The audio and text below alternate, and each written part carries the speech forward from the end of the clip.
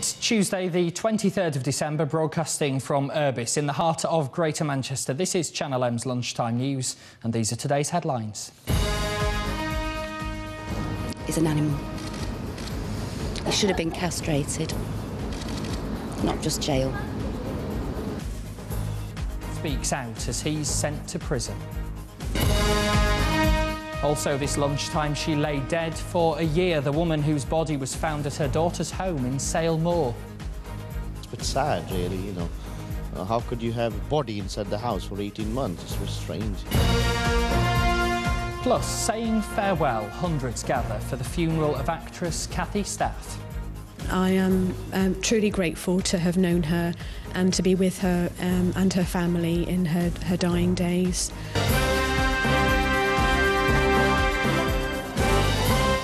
Good afternoon. First this lunchtime, the abuse started when she was only 6. Today, Candice Dinsdale's own father is starting an 11-year sentence for raping her over a period of 8 years. She's now speaking out about the torture she suffered. Here's Claire Fallon. She suffered years of abuse at the hands of her own father, but now Candice Dinsdale is hoping she can move on, knowing that the man who she says stole her childhood is now behind bars. What do you think of your father? He's an animal. He should have been castrated, not just jail. The court heard how the abuse started when Candice Dinsdale was just 6 years old. It went on until she was 13. When Anthony Allen's attacks finished, he would leave money on his daughter's bedside table. It's the sort of thing that really nightmares are made of. It traumatises people's lives, particularly in a case such as this where the abuser is a natural father. As a parent, you expect your parents to look after you, and what he's done is just simply take that trust away and abused her throughout her life. And as she's quite clearly said, it's taken her a long while to come forward and report this, and I think that shows just what an abusive bully he's been with her throughout her life, and hopefully now she can move on and start to enjoy her life. Looking forward to Christmas Day now. Best Christmas present I've had in 30 years. So, and for me, new life, new beginnings.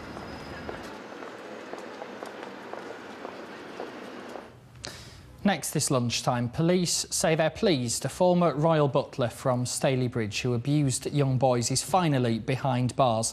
Paul Kidd's been put in prison for a minimum of 6 years. He even took one of his victims to tea with the Queen Mother when he worked as one of her footmen in the 1970s and 80s. I must admit that this is the worst one I've ever dealt with personally. It's the levels of abuse that they've been subjected to are horrific over a period of 30 years that we know about. He's used many different mediums to contact his victims, Paul Kidd, and obviously he's shared at least one victim with another person that we know about, and I've got no doubt in my mind there are more out there. The family of a young model who plunged 150 feet to her death from a luxury apartment block in Salford are begging police not to assume that she killed herself. Sahar Daftari fell from one of the NV buildings over the weekend. Police are now trying to piece together what happened and have arrested and bailed a man. It's understood that they're working on the theory her death was a tragic accident or suicide. Her family say she was deeply religious and wouldn't have chosen to take her own life. An 18-year-old man from Gorton's been charged with possessing a knife after a police crackdown. Jonathan Herbert was arrested in Ashton-under-Lyne on Friday. The force-wide day of action targeted violent and drink-related crime by setting up mobile metal detectors around the town. Robbie Williams' mum, Jan, is recovering at the Alexandra Hospital near Cheadle after having heart bypass surgery. She's due to spend another 5 days in hospital after Sunday's operation for a diseased artery. Now, hundreds of people are gathering in Tameside this lunchtime for the funeral of Cathy Staff. The actress, best known for playing Nora Batty in Last of the Summer Wine, died last week at the age of 80 after a long illness. She was suffering with a brain tumour. Leading the tribute will be long-standing friend and fellow actor Roy Barraclough. In a few moments, memories of Cathy, the actress from Holmfirth in West Yorkshire, where she worked since the 1970s. But first, Georgia Calvin-Smith has been back to where she was born. Cathy Staff was born on this street on July the 12th, 1928. Her name then was Minnie Higginbottom. She wrote about her beginnings in her autobiography, saying, "I was born at number 243 Astley Street, Duckenfield, Cheshire, on Potato Pie Day," a reference to Thursdays when her mother used to prepare a traditional northern dish. She was a lifelong member of St Mark's Church, which is situated just a few streets away from where she began her life. She was never ashamed of the fact that she came from Duckenfield. She retained those roots and links, and she was proud of it. And I think Duckenfield people will want to repay that.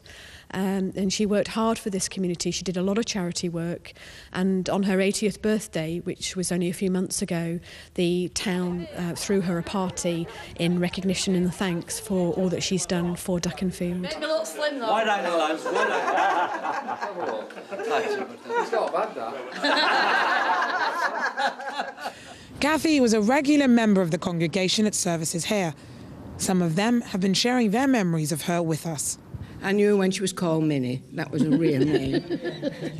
But then she changed to Kathy. But she was just the same, gentle, kind, a loving person. No airs, no graces, just a gentle person.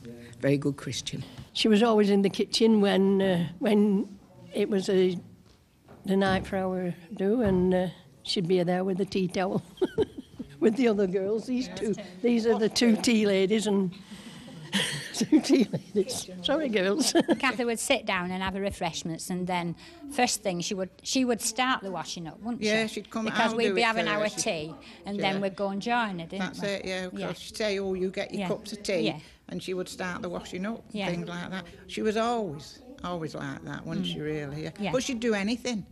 I mean, you never had to ask. She'd say, "Oh, I'll give you a lift with this," and "Oh, give me a cloth." And she did it until she couldn't stand up anymore, didn't she? Yeah, she did. She used to open the drawer to lean on. Yeah, because she didn't because feel she well. dropped the knives and forks. Yeah, when she first started getting It's not very ill. long since she gave it up. She wasn't always ramming it into you what she did. She was, she didn't brag about anything that she did on the television. She was just very, very ordinary and very kind. The congregation here will continue to appreciate a woman that they always found to be warm and gentle, a far cry from the character she played on television. Roy Clark, the writer of Last of the Summer Wine, once said that there was nothing show-busy about Kathy, just solid good sense. And for people here, that's the woman they'll miss the most. Georgia Calvin-Smith, Channel M News.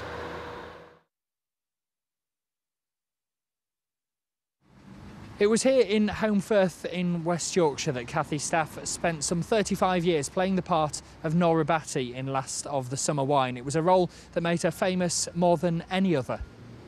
I don't know, I think she was probably a very, just a formidable Yorkshire woman, and just a sort of playing a classic, how would you describe Nora Batty? I don't know, but with the henpecked men around her.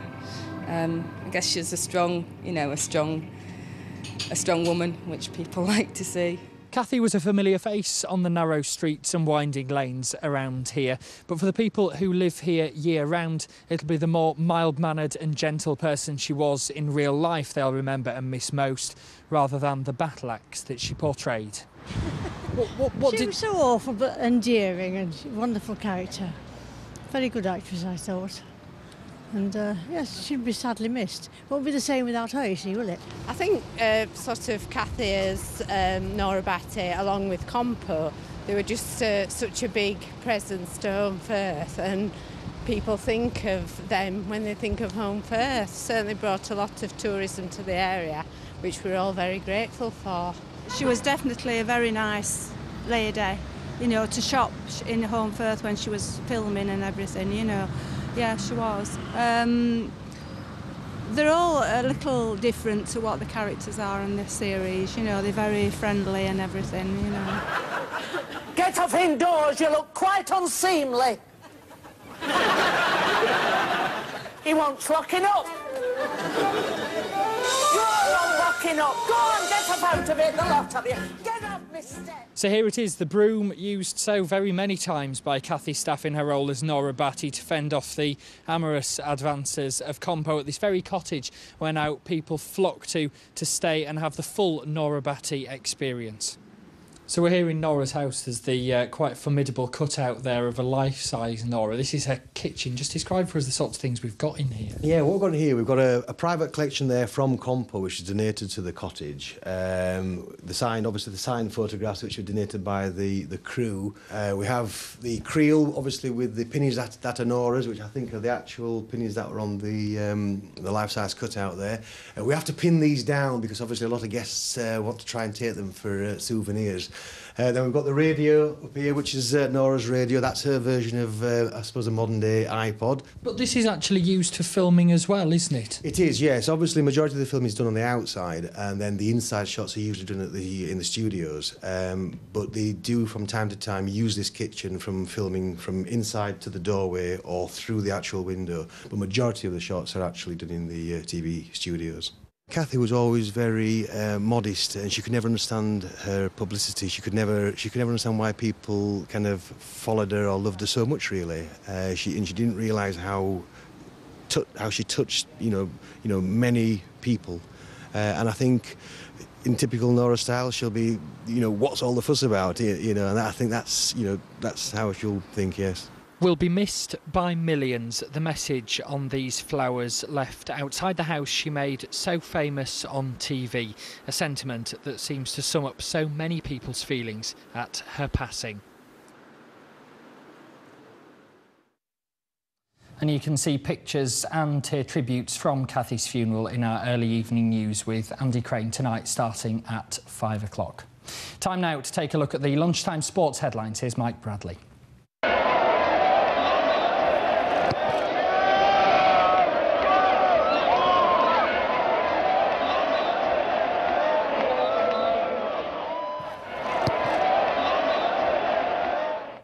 Well, it's a huge night for Droylsden, who face Chesterfield once again in the FA Cup for the right to face Ipswich in round 3. The Bloods welcome back midfielder Jamie Maguire from a 3-match ban. Mike Byron continues his comeback from a hamstring injury, but Kyle Ruffer and Tony Gray remain cup-tied as far as Chesterfield are concerned. Midfielders Lloyd Kerry and Jamie Winter return to contention following 1-match suspensions. Defender Alan Goodall serves the second of a 4-match ban, but a late decision will be made on the fitness of captain Robert Page after a calf injury. Bloods boss Dave Pace says he just wants to get the game out of the way. And we might hope to have that for you a little bit later on, and we'll have a lot more on that game in our news programme at 5 o'clock with Sam Goodman. Meanwhile, United continue to bask in glory after becoming world champions in Japan at the weekend. We've been with them all the way, and here's Channel M's Nina Warhurst to take up the story. We're the champions of the world. We are the champions of the world. We are the champions of the world.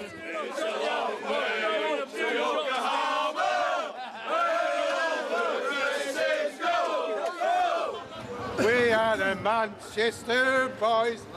It's been a long journey in more ways than one. The road that led to the World Club Cup final began with last season's Champions League campaign and ended with players and an estimated 1,000 fans crossing 6,000 miles across the world. So, was it worth it? Yeah, definitely. I think I said to you the other day that to come out here and not win it would have been very disappointing. So we've managed to get our hands on it now, and hopefully it'll be the springboard for the rest of the season. It takes a lot to get to this competition. It's very difficult to win, and we're delighted with everything that's gone on out there tonight, and I say proud of the achievements of the year of every player and the coaches, the manager and the fans. So fans here in agreement with the players and with the manager that this is a prestigious and important trophy to win. Superb, champions of the world, aren't we? What does it mean to you? I felt like I'd died and gone to heaven. What would you say to people who said this isn't a cup worth bothering with? You're joking, aren't you? What did Ferguson go back to the 1950s when they wouldn't let Chelsea playing it? In the Champions League as the format is now. People recognise this championship in years to come as the thing to win. They were brilliant, it was said the other day, it's to see that many of them out here, it's unbelievable. Yeah, they were brilliant. Not only the fans from Japan, but I think the English people that came over, it was unbelievable, to be honest. I think we didn't expect to see any English fans over here, and the amount that came over and showed their support is testament to them. So thank you very much. This year's World Club Cup has been described as the biggest and best yet, and FIFA officials say the commitment of fans travelling from Manchester shows that the tournament's growing. The next 2 cups will be played in Abu Dhabi before returning to Japan in 2011. For now, though, the trophy belongs in Manchester. And what's next for the champions of the country, continent and world? Well, as the fans have been singing, bring on the Martians. Nina Warhurst for Channel M News in Japan. The second test in Mohali has ended in a draw after India closed on 2-5-1 for 7, setting England an unlikely winning total of 403. In their reply, the tourists lost Alistair Cook early on and had reached 64 for 1 when the game ended. And finally, the Manchester Phoenix have been rocked by the news defenceman Dwight Parrish will play his last game for the club on Boxing Day before flying to Houston on Sunday to take up a job in the golf industry. Head coach Tony Hand has called on fans of the club to turn out in force against the Newcastle Vipers at the Altrincham Ice Dome to pay tribute to a player he describes as the ultimate professional. That's it from me for now. Be sure to join Sam with your news at 5 o'clock.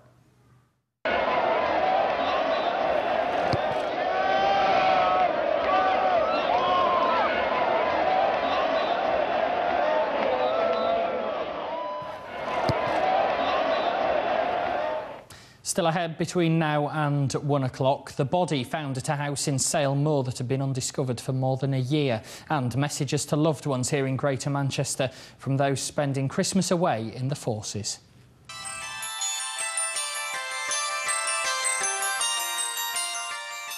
Let's say Happy Christmas and a Happy New Year to all my family in Manchester, and I'll see you in April when I'm home. Love you.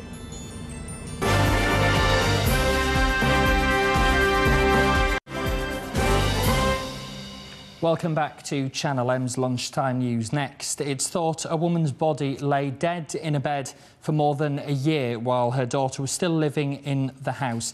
Doreen Hume from Sale Moor is believed to have died sometime last year. Ben Bland reports. This is the house where an 84-year-old pensioner's dead body lay undiscovered for more than a year.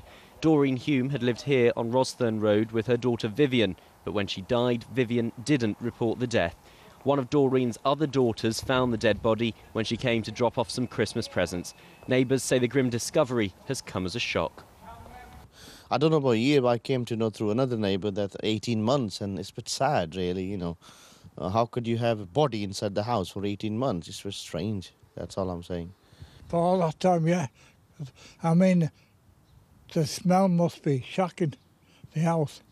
And I'm just reading about Greater Manchester Police and Trafford Council have launched investigations into how the death could have gone unnoticed. It's thought that Vivian Hume is now staying with relatives. She was arrested and questioned by police, but has been released on bail until March. Ben Bland, Channel M News. Sir Richard Branson is talking about the rate of hospital infection rates. The Virgin boss was recently appointed Vice President of the Patients Association. He's accusing politicians of only tinkering with the problem and wants all hospital staff to be screened for the superbug MRSA. There's more gloom on the high street with Whittards of Chelsea, the latest chain to reveal it's in trouble. The tea and coffee specialist has cut prices amid reports it's due to go into administration. It follows the demise of Woolworths, where 27,000 are going between now and the new year, and furniture store MFI, which closed last Friday with a loss of 1,400 jobs. More details have been released about a Royal Marine who was killed by an apparent booby trap while trying to help fellow soldiers after an explosion in Afghanistan. Corporal Robert Deering from Solihull in the West Midlands was killed in the blast on Sunday while trying to repair an armed personnel carrier. It reinforces what a dangerous job those serving in our armed forces are doing, especially at this time of year when many are away from their family and friends. We've been collecting messages to loved ones back here in Greater Manchester from those spending Christmas with the forces.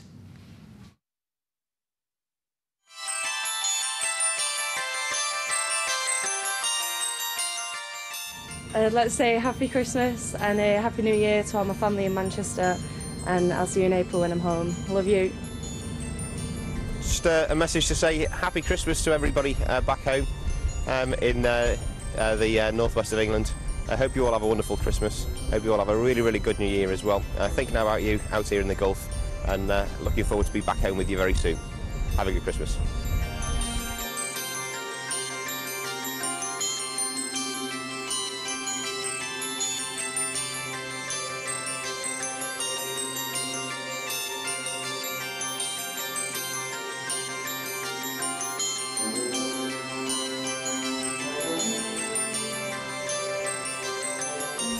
just want to say a quick hello to everyone back home. Hope you have a very good Christmas. Can't wait to see you all. And special message to my little boy, Jay. Hope you have a great Christmas. And time to get you lots of presents.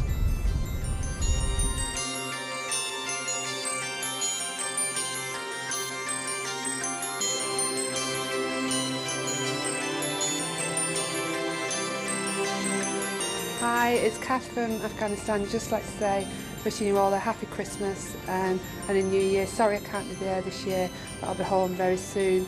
And to Caitlin and Becky, two beautiful little girls, hope you have a fantastic Christmas day and see you all soon. Love you. Bye, Mum. To my mum, dad, sister Lauren, girlfriend Nicola, wishing you all a Merry Christmas, and I'll see you all in the New Year.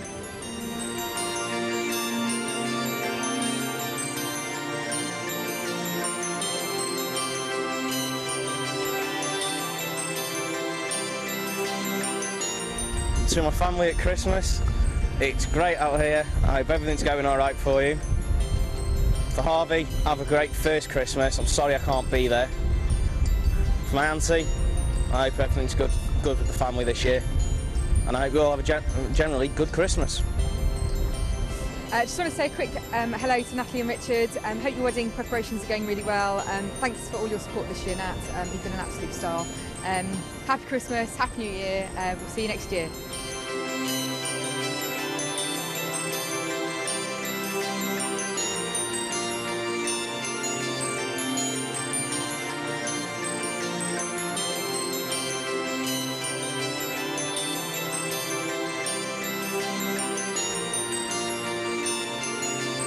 Hello and Merry Christmas to everyone back home, especially my lovely wife Claire, who I'm missing loads, my mum and dad, Phil and Marion, Emma and Denise, my sisters and their families, particularly my two gorgeous nieces, Rebecca and Josephine, my in-laws, Dave, Madge and Jane, and my mates, Steve and Neil and all their families. Missing you all loads. Happy Christmas, good luck to Bolton Wanderers for the festive season, and I'll see you all in February when I get back. Cheers.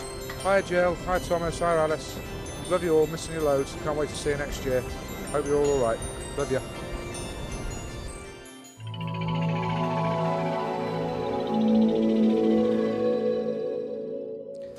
Well, let's take a look at the weather across Greater Manchester now. It's been a very grey and cloudy morning across most of the area for this morning, and that's the way it's looking like staying for the afternoon as well. Just the odd sunny spell in places. The chance of the odd shower here and there as well. Temperatures around about 6 or 7 degrees across most of the area. That cloud, though, lingering with us right through the evening as we move through into the night. Looking ahead for the rest of the week, a little bit of sunshine on Christmas Day and Boxing Day, but otherwise pretty cloudy, but still quite mild for this time of year, just feeling chillier as we move towards the weekend.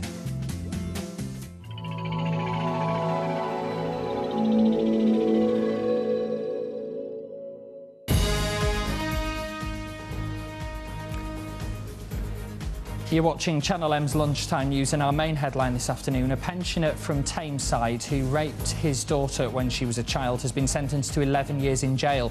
Anthony Allen from Duckinfield repeatedly abused her, beginning the attacks when she was just 6 years old. Hundreds of people are gathering in Tameside for the funeral of Kathy Staff. The actress, best known for playing Nora Batty in Last of the Summer Wine, died last week at the age of 80 after a long illness. She was suffering with a brain tumour. That's all from the Lunchtime News for today. We'll have more with Andy Crane in our early evening news from 5 o'clock. We take a break now for Christmas. We're back next Monday from 12 noon. From me and the rest of the team, have a Merry Christmas. Bye-bye for now.